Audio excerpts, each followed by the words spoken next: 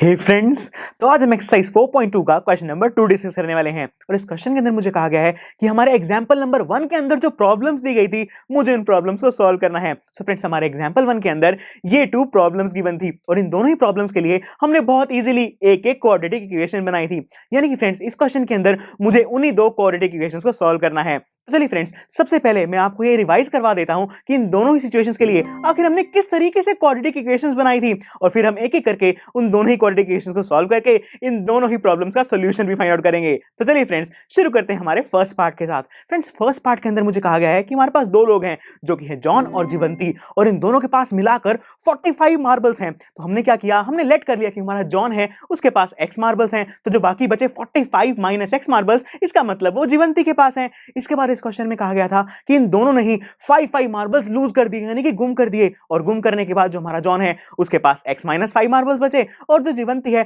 उसके पास 40 minus x marbles बच गए। इसके बाद इस क्वेश्चन के अंदर कहा गया था कि इनके पास ये जो मार्बल्स बचे हैं, अगर हम इन्हें मल्टीप्लाई कर दें तो जो इनका प्रोडक्ट यानी कि आंसर है वो आएगा 124, जैसा कि आप यहां पर देख ही सकते हैं। इसके बाद हमने स्टेप बाय स्टेप इस इक्वेशन को यहां सॉल्व किया, थोड़े बहुत चेंजेस किए, और फाइनली हम यहां पर अपनी क्वाड्रेटिक इक्वेशन तक पहुंच गए, जो कि मेरे पास आ रही है -x² + 45x - 324 = 0। इसका मतलब दोस्तों, इस क्वेश्चन के अंदर अगर मैं इस क्वाड्रेटिक इक्वेशन को सॉल्व कर दूं तो मेरी ये प्रॉब्लम सॉल्व हो जाएगी। तो आइए फ्रेंड्स, हम इस क्वाड्रेटिक इक्वेशन को सॉल्व करना स्टार्ट करते हैं। तो सबसे पहले मैं क्या करूंगा, सबसे पहले मुझे ये चेक करना होगा कि जो मेरी गिवन क्वाड्रेटिक इक्वेशन है वो स्टैंडर्ड फॉर्म में है या नहीं। लेकिन दोस्तों, मुझे ये चेक करने की जरूरत ही नहीं है, क्योंकि एग्जांपल नंबर 1 में मैंने ऑलरेडी इसे स्टैंडर्ड फॉर्म में कन्वर्ट कर दिया था। तो इसका मतलब दोस्तों, अब मुझे सीधा इसकी मिडिल टर्म स्प्लिटिंग करनी है। So friends, middle term splitting के लिए मैंने क्या किया, सबसे पहले जो इसके 3 नंबर्स हैं जो इस इक्वेशन के अंदर आ रहे हैं उन्हें अलग से लिख दिया, जो कि है 1, 45 और 324। इसका मतलब अब मुझे ऐसे कोई दो नंबर सोचने होंगे जिन्हें अगर मैं मल्टीप्लाई यानी कि उनका प्रोडक्ट कर दूं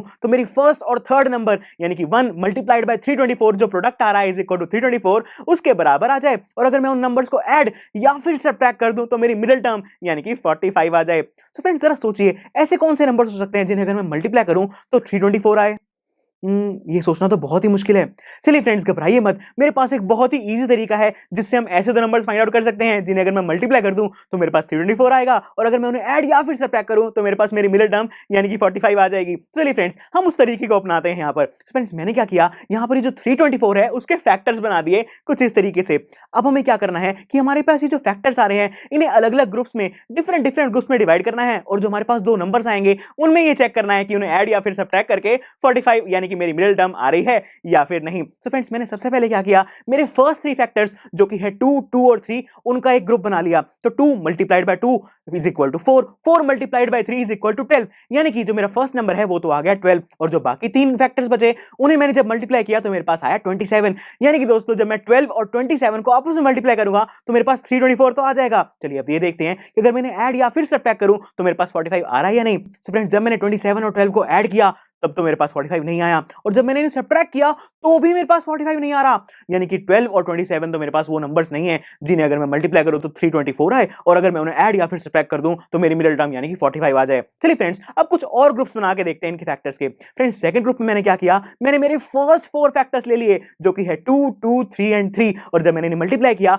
तो मेरे पास आ रहा है 36, और जो लास्ट के 2 फैक्टर्स 3 और 3 बच गए उन्हें मल्टीप्लाई करके आ रहा है मेरे पास 9। यानी कि जब मैं 36 और 9 को मल्टीप्लाई करूंगा तो मेरे पास 324 आ जाएगा। तो चलिए अब ये देखते हैं कि इन्हें ऐड या फिर सब्ट्रैक्ट करके हमारे पास 45 आता है या नहीं। सो फ्रेंड्स, जब मैंने 36 में से 9 को सब्ट्रैक्ट किया तब तो मेरे पास 45 नहीं आया, लेकिन जब मैंने 36 और 9 को ऐड कर दिया तो मेरे पास 45 आ रहा है। यानी कि मैं कह सकता हूं कि जो मेरा 36 और 9 है वो ऐसे दो नंबर्स है जिन्हें अगर मैं मल्टीप्लाई कर दूं तो मेरा 324 आ जाता है, और जब मैं इन्हें ऐड कर देता हूं तो मेरे पास 45 आता है। देखो दोस्तों, कितनी आसानी से हमने इसके फैक्टर्स बना के ये पता लगा लिया कि ऐसे कौन से नंबर्स हैं जिन्हें अगर मैं मल्टीप्लाई करूंगा तो 324 आएगा, और अगर ऐड कर दूंगा तो 45 आ जाएगा। सो फ्रेंड्स, अब मैंने क्या किया, यहां पर ये जो 45 लिखा था इसे स्प्लिट करके लिख दिया 36 + 9, और जैसे ही मैंने इस ब्रैकेट को ओपन किया तो मेरे पास मेरी इक्वेशन बनकर आ रही है -x² + 36x + 9x - 324 = 0। चलिए दोस्तों, अब ये देखिए कि जो मेरी फर्स्ट 2 टर्म्स हैं उनमें से क्या कॉमन आ रहा है। उनमें से तो मैं देख पा रहा हूं कि सिर्फ x ही कॉमन आ रहा है, तो मैंने फर्स्ट 2 टर्म्स में से x कॉमन ले लिया और मेरे ब्रैकेट के अंदर बच गया -x + 36। अब देखिए दोस्तों, जो लास्ट 2 टर्म्स हैं उनमें से क्या कॉमन आ रहा है। लास्ट 2 टर्म्स के अंदर से मैं देख सकता हूं कि 9 कॉमन आ रहा है, तो जैसे ही मैंने 9 कॉमन लिया तो मेरे ब्रैकेट बच गया x - 36। लेकिन फ्रेंड्स हम यहां देख सकते हैं कि जो हमारी दो टर्म्स ब्रैकेट्स के अंदर आ रही हैं वो सेम नहीं है, यानी कि फ्रेंड्स मैंने कुछ गलत कॉमन ले लिया है। तो इसको ठीक करने के लिए मैंने क्या किया, मैंने यहां पर -9 कॉमन ले लिया, और ऐसा करते ही आप यहां देख सकते हैं कि मेरी दोनों ब्रैकेट्स के अंदर जो टर्म्स आ रही हैं वो सेम हो चुकी हैं, यानी कि -9 का कॉमन लेना बिल्कुल ठीक था। इसके बाद मैंने अपने ब्रैकेट को कॉमन लिया और जो मेरी फाइनल इक्वेशन आ रही है वो आ रही है -x + 36 मल्टीप्लाइड बाय x - 9 = 0, यानी कि मैं कह सकता हूं कि जो मेरी गिवन क्वाड्रेटिक इक्वेशन थी उसकी फॉर्म को चेंज करके मैंने बना दिया है -x + 36 मल्टीप्लाइड बाय x - 9 = 0, यानी कि दोस्तों यहां पर ये जो दो टर्म्स मल्टीप्लिकेशन में आ रही हैं इन दोनों में से अगर कोई भी एक भी टर्म 0 के इक्वल हो जाती है तो मेरा नेट आंसर यानी कि टोटल आंसर 0 आ जाएगा। इसका मतलब मैं ये कह सकता हूं कि जो मेरी गिवन क्वाड्रेटिक इक्वेशन है वो कब कब 0 होगी, या तो जो मेरी फर्स्ट टर्म है जो कि है -x + 36 वो 0 को इक्वल हो जाए, या फिर अगर जो मेरी सेकंड टर्म x - 9 है वो 0 हो जाए तो भी मेरा जो नेट आंसर है वो 0 आ जाएगा। तो दोस्तों आप यहां पर देखकर बताइए जो मेरी फर्स्ट कंडीशन है दैट -x + 36 = 0, वहां से x की वैल्यू क्या आ रही है, राइट वहां से x की वैल्यू आएगी 36, और बिल्कुल इसी तरीके से जो मेरी सेकंड सिचुएशन है x - 9 = 0, वहां से x की वैल्यू आ रही है 9, यानी कि दोस्तों मैं कह सकता हूं कि मैंने मेरी गिवन क्वाड्रेटिक इक्वेशन की दोनों ही रूट्स यानी कि दोनों ही सॉल्यूशंस को फाइंड आउट कर लिया है जो कि है 36 और 9। तो दोस्तों यहां पर मेरी x की तो 2 वैल्यूज आ गई, लेकिन यहां पर ये जो x है ये आखिर था क्या, याद कीजिए। जी हाँ फ्रेंड्स, ये जो हमारा x था ये था number of marble with John, यानी कि हमारे जॉन के पास कितने मार्बल्स हैं ये बताता है हमें x। लेकिन फ्रेंड्स यहां पर तो मेरे पास x की 2 वैल्यूज हैं, अब मैं यहां पर x की कौन सी वैल्यू को कंसीडर करूं।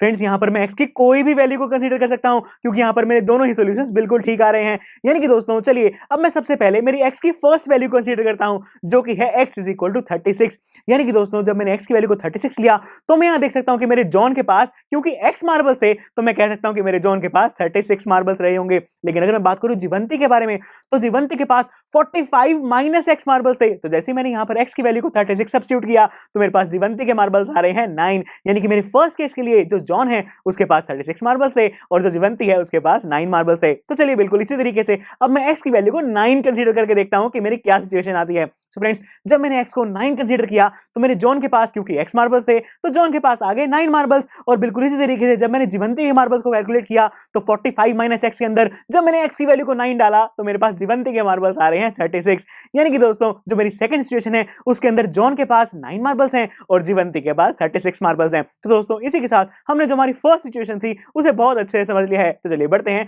हमारी सेकंड सिचुएशन की तरफ। फ्रेंड्स इस सिचुएशन के अंदर मुझे कहा गया है कि हमारी कोई कंपनी है जो कि एक दिन में सर्टेन नंबर ऑफ टॉयज बनाती है, तो मैंने मान लिया कि वो जो कंपनी है वो एक दिन में x टॉयज बनाती है। इसके बाद मुझे बताया गया था कि हर टॉय की जो कॉस्ट ऑफ प्रोडक्शन है वो है 55 minus the number of toys produced, यानी कि 55 - x। इसके बाद मुझे कहा गया था कि एक दिन की जो total cost of production I वो आई ₹750, यानी कि दोस्तों अगर मुझे टोटल कॉस्ट ऑफ प्रोडक्शन के बारे में जानना है तो क्या होगी, वो होगी number of toys multiplied by cost of each toy, यानी कि जो मेरी इक्वेशन बनकर आई वो आई 750 = x मल्टीप्लाइड बाय 55 - x। और जैसे जैसे हमने स्टेप बाय स्टेप इस इक्वेशन को सॉल्व किया तो हमें एक क्वाड्रेटिक इक्वेशन बनी और इस क्वाड्रेटिक इक्वेशन को हमने उसकी स्टैंडर्ड फॉर्म में भी लिख दिया, और हमारी फाइनल क्वाड्रेटिक इक्वेशन जो कि स्टैंडर्ड फॉर्म में लिखी गई है वो आ रही है -x² + 55x - 750 = 0, यानी कि फ्रेंड्स अगर मैं इस क्वाड्रेटिक इक्वेशन को सॉल्व कर दूं तो मेरे पास इस सेकंड सिचुएशन का सॉल्यूशन भी आ जाएगा। तो चलिए फ्रेंड्स मिलकर हम इस सेकंड क्वाड्रेटिक इक्वेशन को भी सॉल्व करना स्टार्ट करते हैं। सो फ्रेंड्स जैसा कि मैंने आपको बताया कि हम ऑलरेडी इसे स्टैंडर्ड फॉर्म में लिख चुके हैं, यानी कि मुझे इसके अंदर कोई भी रीअरेंजमेंट करने की जरूरत नहीं है। तो आइए हम सीधा इसकी मिडिल टर्म स्प्लिटिंग से स्टार्ट करते हैं। So friends middle term splitting के लिए मैं क्या करूंगा, सबसे पहले मैं सबसे पहले इसके अंदर आ रहे जो 3 नंबर्स हैं जो कि है 1, 55 और 750, उन्हें अलग से लिख दूंगा कुछ इस तरीके से। इसका मतलब अब मुझे कोई ऐसे दो नंबर सोचते हैं जिन्हें अगर मैं उन्हें मल्टीप्लाई कर दूं तो मेरे पास मेरी फर्स्ट और थर्ड टर्म यानी कि 1 और 750 का जो प्रोडक्ट है जो कि है 750 वो आ जाए, और अगर मैं उन्हें ऐड या फिर सब्ट्रैक्ट कर दूं तो मेरे पास जो मेरी मिडिल टर्म है जो कि है 55 वो आ जाए। तो फ्रेंड्स अब ऐसे कौन से नंबर्स हो सकते हैं जिन्हें जब मैं मल्टीप्लाई करूं तो 750 आए, 75 और 10। हाँ फ्रेंड्स जब मैं 75 और 10 को मल्टीप्लाई करूंगा तो मेरे पास 750 तो आएगा ना। तो आइए अब ये देखते हैं कि इन्हें ऐड या फिर सब्ट्रैक्ट करके मेरे पास मेरा मिडिल टर्म यानी कि 55 आ रहा है या नहीं। सो फ्रेंड्स जब मैंने इन्हें ऐड किया तब तो मेरे पास 55 नहीं आया, लेकिन जब मैंने इन्हें सब्ट्रैक्ट किया तब भी मेरे पास 55 नहीं आ रहा, यानी कि फ्रेंड्स 75 और 10 तो ऐसे नंबर्स नहीं हो सकते जिन्हें अगर मैं मल्टीप्लाई करूं तो 750 आए और ऐड या फिर सब्ट्रैक्ट कर दूं तो मेरे पास 55 आ जाए। सो फ्रेंड्स ऐसे कौन से और नंबर्स हो सकते हैं जिन्हें अगर मैं मल्टीप्लाई करूं तो 750 आए मेरे पास।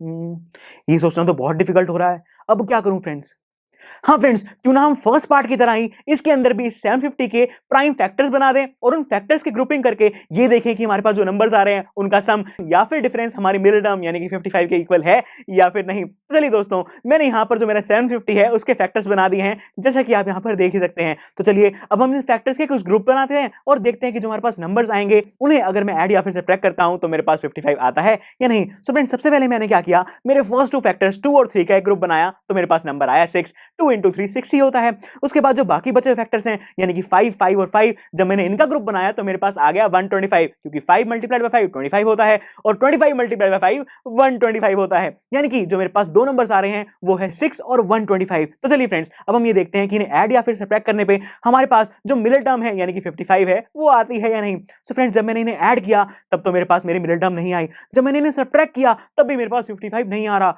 यानी कि दोस्तों, ये जो 6 और 125 है ये तो मेरी वो टर्म्स नहीं है जो मुझे यहाँ पर रिक्वायर्ड है। चलिए फ्रेंड्स, अब कुछ और ग्रुपिंग करके देखते हैं।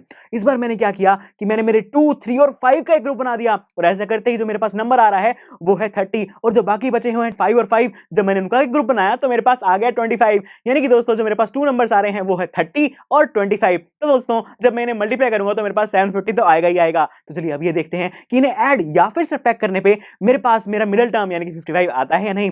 फ्रेंड्स, जब मैंने इन्हें सब्ट्रैक्ट किया तब तो मेरे पास 55 नहीं आ रहा, लेकिन जब मैंने 30 और 25 को ऐड कर दिया तो मेरे पास 55 आ रहा है। यानी कि मैं कह सकता हूं कि मेरे 30 और 25 ऐसे दो नंबर्स हैं जिन्हें अगर मैं मल्टीप्लाई करूं तो मेरे पास 750 आता है और जब मैं उन्हें ऐड कर देता हूं तो मेरे पास मेरी मिडिल टर्म यानी कि 55 आ जाती है। तो दोस्तों, देखा यहां पर भी हमारे फैक्टराइजेशन ने हमारी कितनी हेल्प की वो दो नंबर्स को ढूंढने में जिन्हें अगर मैं मल्टीप्लाई करूं तो 750 आए और ऐड या फिर सब्ट्रैक्ट कर दूं तो मेरी मिडिल टर्म यानी कि 55 आ जाए। तो फ्रेंड्स, इसके बाद मैंने क्या किया, इस 55 को स्प्लिट यानी कि ब्रेक डाउन करके 30 प्लस 25 लिख दिया और जब मैंने ब्रैकेट्स को ओपन किया तो मेरे पास मेरी इक्वेशन आ रही है -x² plus 30x plus 25x minus 750 is equal to 0। यानी कि दोस्तों, अब बस मुझे ये देखना है कि मेरी फर्स्ट टू और लास्ट टू टर्म्स में से क्या क्या कॉमन आ रहा है। तो चलिए दोस्तों, अब यहां पर देखिए जो मेरी फर्स्ट टू टर्म्स हैं उनमें से क्या कॉमन आ रहा है। मैं यहां देख सकता हूं उनके अंदर से तो सिर्फ x ही कॉमन आ रहा है और जैसे ही मैंने फर्स्ट टर्म्स में से x कॉमन लिया तो ब्रैकेट के अंदर बचा -x प्लस 30। अब दोस्तों, जो लास्ट टू टर्म्स हैं उनमें से देखिए क्या कॉमन ले सकता हूं मैं। राइट, उनमें से मैं 25 कॉमन ले सकता हूं और जैसे ही मैंने प्लस 25 को लास्ट टू टर्म्स में से कॉमन लिया तो मेरे ब्रैकेट के अंदर आ रहा है x माइनस 30। लेकिन दोस्तों, मैं यहां देख सकता हूं कि जो मेरी दो ब्रैकेट्स हैं उनके अंदर तो सेम टर्म्स नहीं आ रही, यानी कि जो मैंने प्लस 25 लिया है वो रॉन्ग है। तो इसलिए इसको सही करने के लिए मैंने क्या किया कि -25 को कॉमन ले लिया और ऐसा करते ही आप यहां देख सकते हैं कि मेरे दोनों ही ब्रैकेट्स के अंदर सेम टर्म्स आ गई हैं और इसके बाद मैंने इस सेम ब्रैकेट वाली टर्म्स को कॉमन ले लिया और मेरी फाइनल इक्वेशन आ रही है -x plus 30 multiplied by x minus 25 is equal to 0। यानी कि मैं कह सकता हूं कि मेरे पास जो मेरी क्वाड्रेटिक इक्वेशन थी उसकी फॉर्म को चेंज करके मैंने बना दिया है -x plus 30 multiplied by x minus 25 is equal to 0। यानी कि दोस्तों, यहां पर जो मल्टीप्लिकेशन के अंदर दो टर्म्स आ रही हैं इनमें से अगर कोई भी एक टर्म 0 हो जाएगी तो मेरा नेट आंसर यानी कि टोटल आंसर 0 आ जाएगा। इसका मतलब मैं ये कह सकता हूं कि जो मेरी क्वाड्रेटिक इक्वेशन मुझे गिवन थी वो मेरी 0 कब होगी, जब मेरी फर्स्ट टर्म यानी कि -x प्लस 30 या फिर मेरी सेकंड टर्म जो कि है x माइनस 25 उन दोनों में से कोई भी एक 0 हो जाता है। सो फ्रेंड्स, यहां पर जो मेरी फर्स्ट टर्म है -x प्लस 30, इसमें से देखिए मेरी x की वैल्यू क्या आ रही है। राइट, इसमें से मेरे पास x की वैल्यू आ रही है 30 और अगर मैं बात करूं मेरी सेकंड टर्म की जो कि है x माइनस 25, तो यहां पर मेरी x की वैल्यू क्या आ रही है। राइट, यहां पर मेरे पास x की वैल्यू आ रही है 25। यानी कि दोस्तों, जो मेरी गिवन क्वाड्रेटिक इक्वेशन थी उसकी मैंने 2 रूट्स यानी कि 2 सॉल्यूशंस फाइंड आउट कर लिए हैं। लेकिन दोस्तों, ये जो x है ये आखिर है क्या? याद कीजिए इस क्वेश्चन के अंदर ये x क्या था। राइट, ये x था नंबर ऑफ टॉयज प्रोड्यूस। यानी कि दोस्तों, ये जो मेरा x है ये मुझे बता रहा है कि एक दिन में उस कंपनी ने कितने टॉयज प्रोड्यूस किए। सो फ्रेंड्स, यहां पर तो मेरे पास x की 2 वैल्यूज आ रही हैं। अब मैं यहां पर x की कौन सी वैल्यू लूं? फ्रेंड्स, यहां पर दोनों ही x की वैल्यूज बिल्कुल ठीक हैं, क्योंकि जो कंपनी है वो 30 टॉयज भी बना सकती है और वो 25 टॉयज भी बना सकती है एक दिन के अंदर। तो चलिए फ्रेंड्स, सबसे पहले मैं मान लेता हूं कि उस कंपनी ने एक दिन के अंदर 30 टॉयज बनाए। सो फ्रेंड्स, जब मैंने x की वैल्यू को 30 कंसीडर किया तो मेरे टॉयज बन गए 30 और अगर मैं बात करूं कॉस्ट ऑफ ईच टॉय के बारे में तो वो थी हमारे पास 55 माइनस x। तो यहां पर जैसे ही मैंने x की वैल्यू को 30 सब्स्टिट्यूट किया तो मेरे पास जो मेरी कॉस्ट आ रही है वो आ रही है 25 रुपीज। यानी कि दोस्तों, जब मेरे x की वैल्यू मैंने 30 लेट की तो मेरे पास नंबर ऑफ टॉयज आए 30 और हर टॉय की कॉस्ट जो आ रही है वो आ रही है 25। तो चलिए बिल्कुल इसी तरीके से अब हम x की वैल्यू को 25 डालकर देखते हैं कि हमारे नंबर ऑफ टॉयज और कॉस्ट ऑफ ईच टॉय क्या आती है। सो फ्रेंड्स, जैसे ही मैंने x की वैल्यू को 25 लिया तो मैं यहां देख सकता हूं कि जो मेरे नंबर ऑफ टॉयज हैं वो आ रहे हैं 25 और अगर मैं बात करूं कॉस्ट ऑफ ईच टॉय के बारे में तो वो आ रही है 30। तो चलिए फ्रेंड्स, आप इन दोनों सिचुएशंस को एक बार अपने आप से सॉल्व करके देखिए और जो हमारे रिटन आंसर्स हैं उनके साथ अपने सॉल्यूशंस को मैच कीजिए। तो चलिए फिर मैं मिलता हूं आपसे अगले लेक्चर में इसी एक्सरसाइज के क्वेश्चन नंबर 3 के साथ। So see you in the next lecture. I am sure students, आपको ये लेक्चर काफी पसंद आया होगा और ऐसे ही मजेदार तरीके से अपने हर एक कॉन्सेप्ट क्लियर करने के लिए डाउनलोड कीजिए पीयू स्टैक ऐप को, जहां पर आपके पास और भी बहुत सारे ऑप्शंस होंगे, जैसे कि back exercise solutions, tip videos, sample papers and much more. So what are you waiting for? Download the app now.